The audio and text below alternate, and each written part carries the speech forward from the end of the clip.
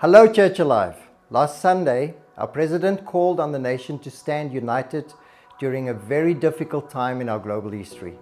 One of the steps we are called to take is to stop our larger gatherings in order to help slow down the spread of the coronavirus. As a church and as responsible citizens, we support our government in these bold steps to protect the vulnerable in our nation.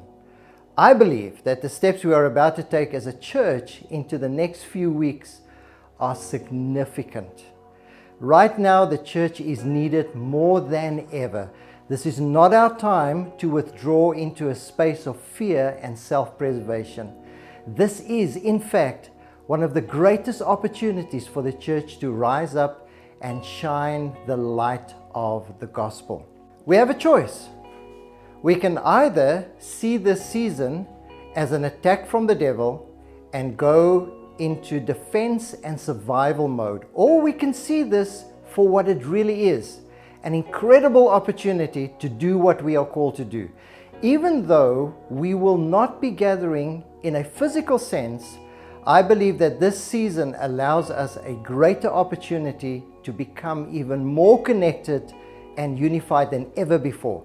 In Acts, the church also faced the crisis through persecution and was forced to disperse in all directions.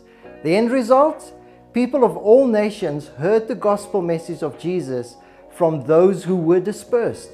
Perhaps this is our moment to actually step into a space of incredible opportunity to create a legacy. Our legacy to the next generation will be one that demonstrates the church in action. When the world goes into hiding and isolation, we can either withdraw into this crisis or we can move into action. This is not the time to panic. This is the time to pray. This is not the time to talk each other into a frenzy, but to speak faith and encouragement into our health, our families, and our businesses. So, what lies ahead?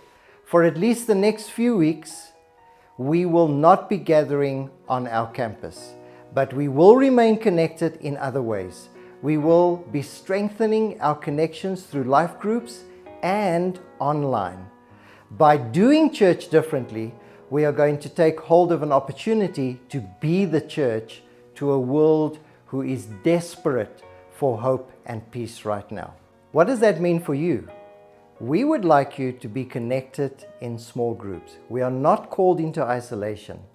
This would be contrary to the heart of Scripture, which calls the church to gather, and connection is important for holistic well-being. We still need to gather, but we need to do so responsibly and in small groups. So keep connected if you are already in a group, and get connected if you have not yet found your group. Be considerate. Don't guilt trip people into doing what they are not comfortable doing, and respect that some people will be more cautious than others. Be other-minded as we serve others. You will get many resources online, so if you have not yet followed us on our social media platforms, now is the time to connect. The church is about to go way beyond Sundays and be easier to engage with than ever before.